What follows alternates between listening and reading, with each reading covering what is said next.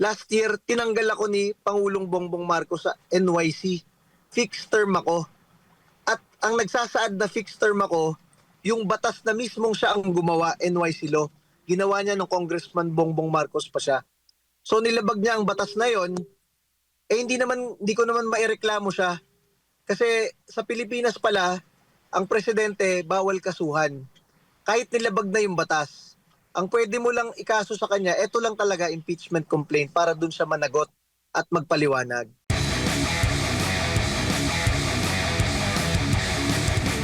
Kailan po muna, ano pa ang final doon sa isinampan niyo pong reklamo? Matutuloy pa ba ito? Natanggap na ba? Ano po ba ang real score po nito, sir? Yes, kahapon po, pinapareceive natin sa Office of the Secretary General sa House of Representatives. Ayaw i-receive kahit nung mga deputy secgen na nandun naman, tsaka mga staff. Ang sabi nila, dapat daw secgen mismo yung mag-receive. Ang sabi ko naman, ayon sa rules ng House of Representatives on impeachment proceedings, nakalagay doon, sinight ko, it is the office of the Secretary General who shall receive the verified impeachment complaint. Ibig sabihin, yung opisina ang magre-receive. Hindi naman talaga sinabing yung mismong boss ng opisina. Kasi kung ganun lang rin naman, di lahat na lang ng opisina ng gobyerno, kapag wala yung head of office, hindi magre-receive ng mga dokumento, di ba? So, ministerial duty lang naman po ang pagtatak ng receive po. So, yun ang sinasabi natin. So, next week, itatry po uli natin ipa-receive. Kaya lang ang problema, paano kung hindi pumasok si SecGen ng ilang linggo? Ibig sabihin, hindi rin magre-receive pa rin sila. Opo. And kailan niyo po napagpasyahan itong paghahain po ng reklamo? Chairman, ano yung nakapag-udyok sa inyo ng husto? Ano yung pinagbasehan mo? Kumbaga, meron ka bang inantay na ito na yung go signal na talagang dapat maghain tayo ng impeachment complaint? At alam naman natin, ang impeachment, numbers game din po yan. Ano po yung nakikita niyo dito? Alam nyo, sabihin ko sa inyo ang katotohanan dyan. Kung yung kay Vice President Sara Duterte na impeachment, ang motivation doon ng ibang nag-file, alam naman natin, additional na pondo, additional na tulak galing sa leadership. Alam nyo, ang nagtutulak lang sa atin mag-file, sabihin ko sa inyo ang katotohanan. Tuwi na lang naririnig ko yung kanta ni Yeng Constantino na Salamat. Yung para sa'yo, ako ilalaban yon. Tsaka yung You Raise Me Up na paborito ni Pangulong Duterte. Tuwi na lang naririnig ko yon. Yun lang ang motivation ko para mag-file kasi hindi ko talaga matanggap na nandun si Pangulong Duterte ngayon sa ibang bansa sa kamay ng mga dayuhan nag-iisa sa isang kwarto. Dapat siya ikasama ng mga Pilipinong nagmamahal sa kanya. Kaya ang kinaso natin sa impeachment complaint, talagang nilagay natin culpable violation of the Constitution dahil nakalagay sa ating saligang batas, sovereignty resides in the Filipino people. Hindi sa teritoryo ha. Kasi ang teritoryo pwedeng lumaki, lumiit, may dispute pa minsan. Nakalagay sa ating saligang batas, ang soberanya ng Pilipinas ay nakasalalay sa mga buhay na Pilipino. Kaya nung sinorender mo ang isang buhay ng isang Pilipino nung March 11, sinorender mo ang soberanya ng bansa sa mga dayuhan. Yun ang ating inilalaban. At syempre, gusto nating merong managot kung bakit nandun ang ating kababayan, si Rodrigo Roa Duterte, na sa ibang bansa ngayon. Chairman, si MJ po ito. Ito pong tanong ng taong bayan, no? Dahil meron din nakita tayo kahapon sa liwasan. May nagtanong kung may alam daw po ba si VP Sara doon sa ihahain po ninyo na impeachment complaint dahil kung maalala, nauna rin sinabi ng VP na may nakikita siya ng mga impeachable offenses na sinasabi niya na na-commit ng Presidente Marcos Jr. Alam niyo, sa totoo lang, hindi niya alam. Actually, nung nandun na kami sa office of the SecGen at nag-aantay kami ng isang oras, sabi ko sa staff ko, tingnan mo nga kung may binabanggit si VP Sara patungkol sa impeachment ni BBM or kahit sinong politiko na nagbabanggit. Nung napanood namin, nagbanggit si VP Sara ng dalawang possible violation. Yun rin, violation of the Constitution and betrayal of public trust. Sabi ko, ang galing naman ng abogado natin. Sumakto yung kung ano yung ginawa natin, yun rin yung kay VP Sara. Kasi yun talaga yun. Betrayal of public trust. Talagang nagtiwala sa'yo ang mga Pilipino na ipagtatanggol mo ang buhay ng kada Pilipino, kaya lang hindi mo ginawa at violate mo ang Constitution dahil sinurrender mo ang soberanya ng bansa sa pag-surrender ng isang Pilipino. Sakto-sakto lang, very clear yung kinaso natin. Chairman, ang inyo pong nais ipatanggal sa posisyon ay inyo pong ninong. Bakit po umabot sa ganitong punto na yung inyo pong sinuportahan noong 2022 at ninong pa po ninyo sa kasal, guys po inyo matanggal sa pwesto bilang presidente? Alam nyo, sa totoo lang, hindi ko lang ninong yan. Talagang nung 2016, nung ang tandem ay Duterte Cayetano, kami ay Duterte Marcos na. Marcos loyalist talaga kami. At nung hindi nanalo si Senador Bongbong Marcos, baka naalala niyo ang nagrally sa EDSA Shrine about Marcos burial. Yung lumaban kay Jim Paredes doon at sa 2,000 anti-Marcos doon, Duterte youth rin. At sa mga rally sa Supreme Court at sa COMELEC patungkol sa recount, Duterte youth rin ang kasama. At kami naman, inaanak ng Pangulong Bongbong Marcos, kahit yung anak namin, inaanak ni Sandro, talagang Marcos loyalist kami. Kaya lang, dito sa ginawa nila sa ating bansa, naramdaman namin yung tinatawag na parang nabudol tayo. At yun na rin ang pakiramdam ng maraming Pilipino. Ano bang ibig sabihin ng parang nabudol ka? Parang na-betray yung public trust, di ba? Yun yung kinakaso natin dun eh. Bakit? Ang daming ginagawa ng administrasyon ngayon na hindi naaayon doon sa mga ipinangako at dapat ginagawa niya. Di ba?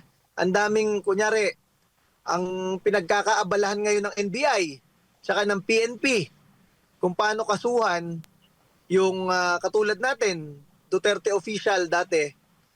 Ang dami nangyayaring kidnapping, pagpatay, hindi man lang yun ang imbestigahan ng NBI, di ba? Kunyari, yung mga pondo natin sa gobyerno, GSIS, SSS, PhilHealth, tinatangkang ilipat para panggawa ng karasada. Di ba? At marami pang iba na parang questionable na ginagawa ng gobyerno ngayon. Kaya hindi yan talaga. Pero ang sukdulan doon kung bakit talaga pakiramdam natin talagang binetray yung public trust. Nung ang isang Pilipino na minamahal ng milyong-milyong Pilipino ay pinadala mo sa ibang bansa sa kamay ng mga dayuhan.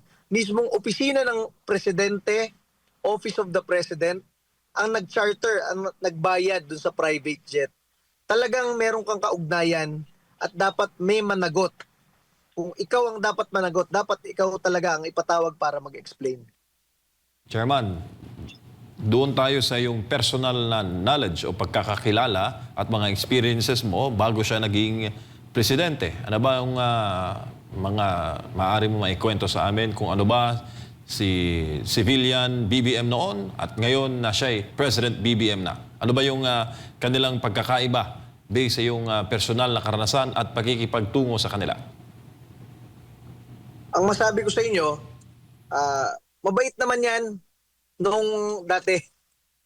Lagi kami pinapatawag, lagi kami kinakamusta, lagi kinabate, pag birthday, pag wedding anniversary namin, pinapatawag kami sa bahay, pinapatawag kami sa kainan, at napunta kami. Nangyari nga dyan, may Christmas party na kaysa isang congresswoman lang na umattend, ay si Congresswoman Cardema lang ng Duterte Youth Party List. Kasi karamihan ng mga kongresista noon, doon siyempre pumupunta kay Vice President Leni Robredo. Pero kami, talagang loyalista kami. Ang problema nung nakaupo sila, parang nag-iba yung ugali. At siyempre, dahil ikaw ang presidente ng bansa, maraming problema ang bansa, pakiramdam namin, dinedelegate na lang niya yung decision making sa ibang mga nakapaligid sa kanya. Kaya baka ganyan ang nangyayari. Parang hindi siya ang in control. For example, ako na dating National Youth Commission Chairman, 6 na taon akong tumutulong sa kanila dahil inaanak nila ako. Karamihan ng ating mga youth convention, sila ang guest of honor, si Senador Amy Marcos, Governor Amy Marcos pa noon, tsaka si Senador Bongbong Marcos. Isipin ninyo, last year, tinanggal ako ni Pangulong Bongbong Marcos sa NYC. Fixed term ako. At ang nagsasaad na fixed term ako, yung batas na mismong siya ang gumawa, NYC law. Ginawa niya ng Congressman Bongbong Marcos pa siya. So nilabag niya ang batas na yon, hindi ko naman maireklamo siya. Kasi sa Pilipinas pala, ang presidente bawal kasuhan. Kahit nilabag na yung batas. Ang pwede mo lang ikaso sa kanya, ito lang talaga impeachment complaint para dun siya managot at magpaliwanag. Chairman, marami po nagsasabi na baka naman ganyan po yung mga ginagawa bilang resback o shall we say sour graping, no? Dahil tinanggal kayo sa NYC. Ano bang masasabi mo doon? Na baka dahil daw binabanatan mo na si ninong mo dahil tinanggal ka sa NYC, sour graping daw. Anong tugon mo doon sa anggulong yon? Hindi yun. Actually, kung gusto ko talagang bumanat, edi sinama ko na siya dito sa kinakaso ko. Kasi talaga namang labag sa batas yun. Pero itong ibinabanat natin sa kanya sa impeachment complaint, ito ay hinaing ng milyong-milyong mga Pilipino. Wala naman tayong marinig kahit isa ngayon na ibinoto nyo sa Kongreso na nagsasalita patungkol dito. 'Di ba? Kaya tayo po sa Duterte Youth Party List, hindi naman tayo dapat mamili ng oras kung kailan tayo magsasalita para sa taong bayan. Ito, final natin tong impeachment na ito. Chairman, considering na ang iyo pong tangka na maghain po ng opisyal na impeachment case laban kay Pangulong Marcos Jr. ay hindi po nagtagumpay yung first attempt, kayo po ba'y nakahanda na sa mga mangyayari sa susunod na panahon na kayo po ay magpunta dyan sa mababang kapulungan ng Kongreso at magkaroon naman po ng mga hadlang o balakid para ito'y inyong maisapinal? Yes, talagang itatry uli natin i-file ito. Yun nga lang, ang problema, pag dineclare na naman nila na wala yung head, wala yung boss nila. So, pero alam nyo, masabi ko sa inyo, in general, dapat lahat ng opisina ng gobyerno, pag may pinapareceive kang dokumento, i-receive nila yan kasi ministerial duty yung tawag dyan. Tatatakan mo lang ng receive yan. 'Di ba? Kung tayo nga na ang ating grupo, miyembro na ng Kongreso, ganito pa yung treatment. Paano pa yung ordinaryong Pilipino na mayroong reklamo, mayroong gustong isubmit na sulat? Paano pa sila? Kung tayo nga na member ng 300 plus na kongresista, hindi ine-entertain at tinatatakan yung ating pinapareceive na document, paano pa ang ordinaryong Pilipino, milyong-milyong masang Pilipino, di ba?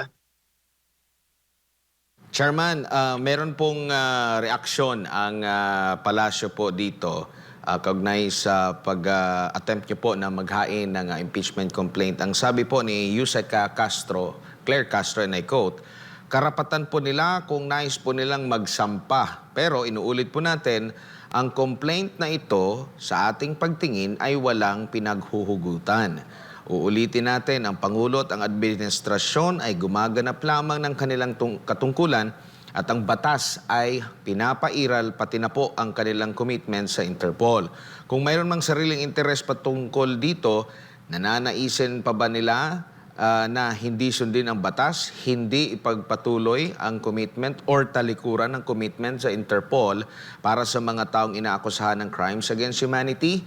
Muli, maliban po sa ginagawa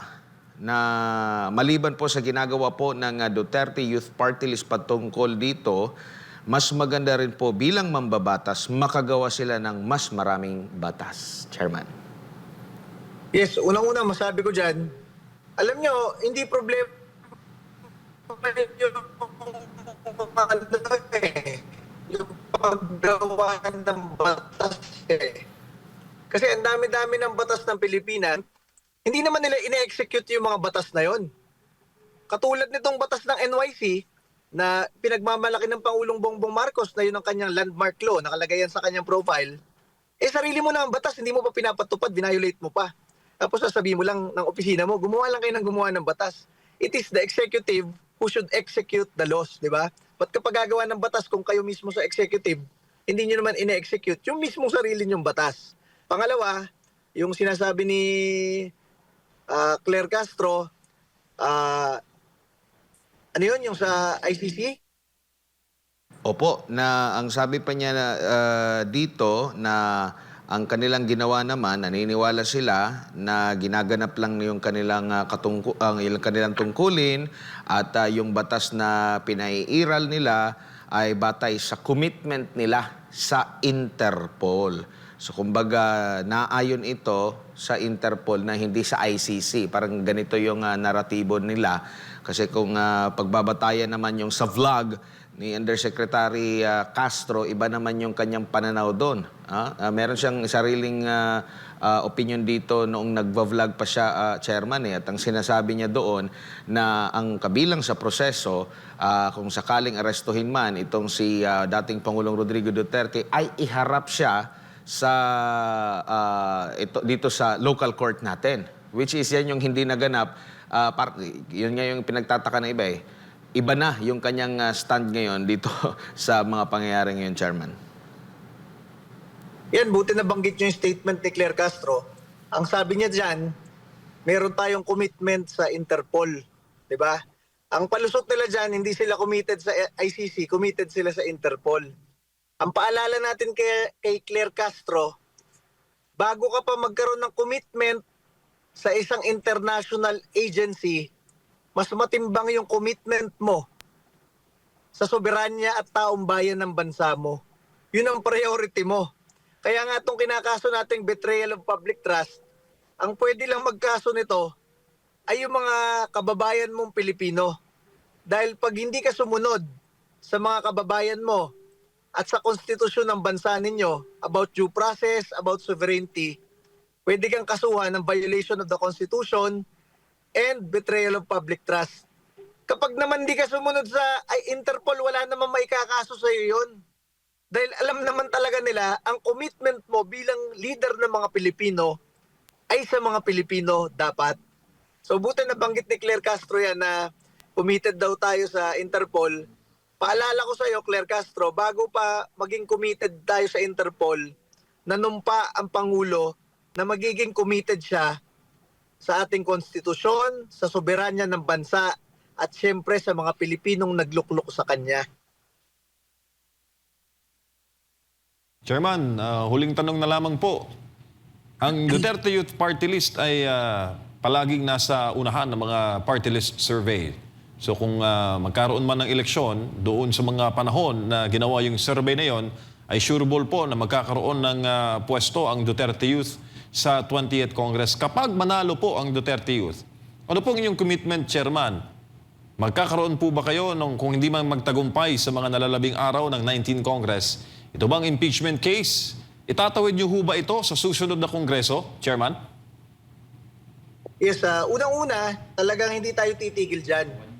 Kasi araw-araw naman natin hindi kasama si Pangulong Duterte.